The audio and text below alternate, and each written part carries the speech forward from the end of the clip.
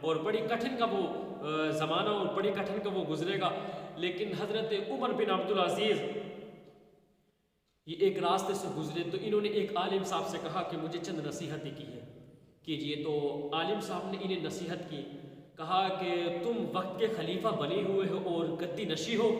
لیکن آپ کے آباء و اجداد میں سے حضرت آدم سے لے کے آج تک ہر ایک نے موت کا جام پیا ہے, لیکن اب آپ کی باری ہے. جب آپ نے اتنا سنا تو آپ بے تحاشا رونے لگے اور آپ کی چیخ نکل پڑی اور آپ کی سسکیاں بن گئی اور آپ روتے ہوئے گھر آئے. آپ کے عزیزوں نے پوچھا کہ آپ کس وجہ سے رو رہے ہیں, تو فرمایا کہ میں نے ایک عالم صاحب سے کہا تھا کہ مجھے نصیحت کیجیے, تو انہوں نے موت کی یاد دلائی, اور جب سفر آخرت کی مجھے یاد آ گئی تو میری سسکیاں بن گئی کہ میں اس قبر کی تاریکی میں اپنی زندگی کیسے بسر کروں گا. تو یہ ان لوگوں کے چرچے ہیں جنہوں نے زندگی گزاری تو اللہ اس کے رسول کی رضا کے لیے زندگی گزاری, اس کے باوجود بھی موت کو یاد کریں تو ان کے دل جو ہے لرز رہا ہے اور وہ کانپ رہے ہیں. لیکن ہم گنہگاروں کا تو عالم کیا ہوگا.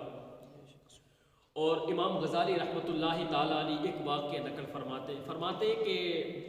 حضرت عیسیٰ علیہ السلام جس وقت جو ہے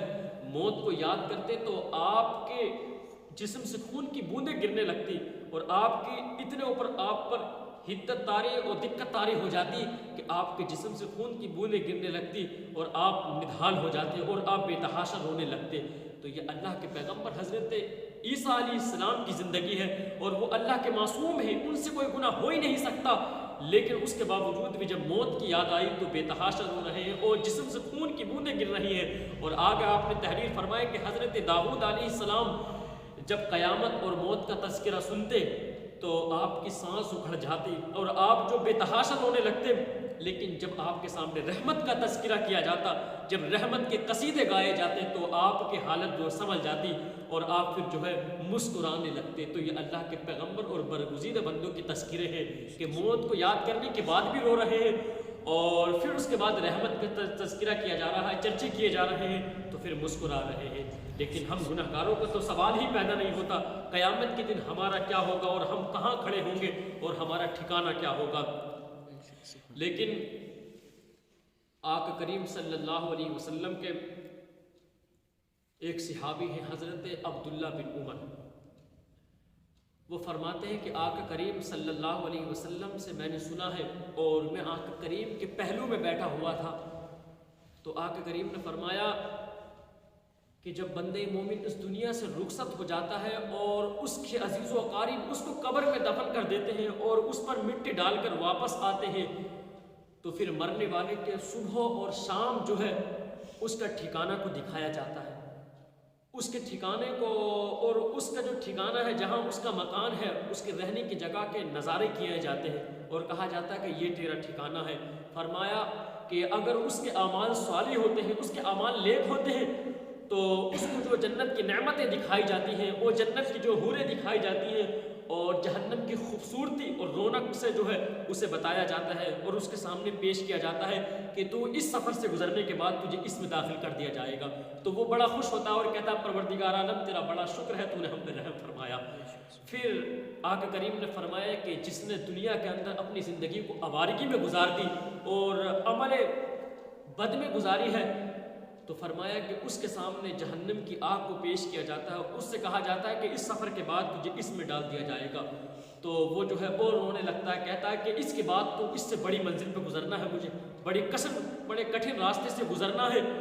پھر آقا کریم صلی اللہ علیہ وسلم نے فرمایا کہ اس کی جو قبر کی زندگی ہے اور مشکل بن جاتی ہے جب وہ جہنم کی آگ کو دیکھ لیتا ہے. اور اللہ نے قرآن مجید کے اندر فرمایا کہ النار یعرضون علیہا غدوا وعشیا,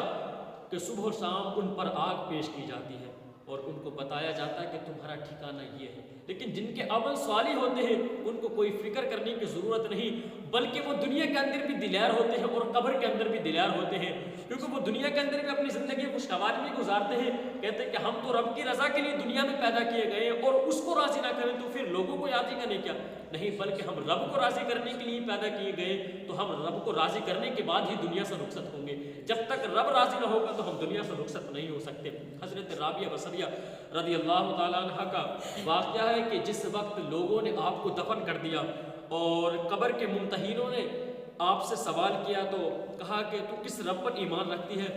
تو کہا کہ دنیا کے اندر تو میں نے اس رب کو بھلایا نہیں، ہر لمحہ اس رب کو یاد کیا، کیا قبر میں آ کے اس رب کو کیسے بھلا سکتی ہوں؟ جاؤ اس سے ہی پوچھو، اس نے مجھے بھی کبھی یاد کیا ہے۔ تو یہ اللہ کے مقربین بندے اور بندیوں کی تذکرے ہیں کہ جو قبر میں بھی نہیں گھبرائے۔ حقیقت تو یہ ہے جو قبر کے ممتحن ہوتے ہیں ان کی صورت کا عالم یہ ہے، علماء فرماتے ہیں اور حدیث شریف کے اندر ہے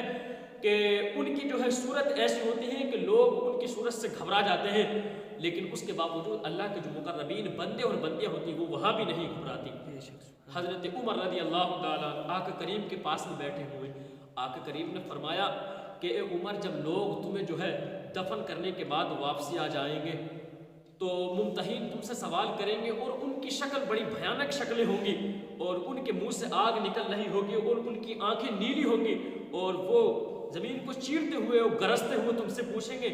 تو تمہارا عالم کیا ہوگا؟ کہا کہ یا رسول اللہ صلی اللہ علیہ وسلم آپ پر کروڑوں درود، یہ بتائیے یا رسول اللہ ہماری عقلیں تو اس وقت ایسی ہوں گی جیسے دنیا میں ہوتی ہیں؟ تو آقا کریم نے فرمایا کہ بالکل تمہاری عقلیں سالم ہوں گی جیسے دنیا کے اندر ہے۔ تو کہا کہ یا رسول اللہ میں قبر میں بھی ان سے نمٹ لوں گا۔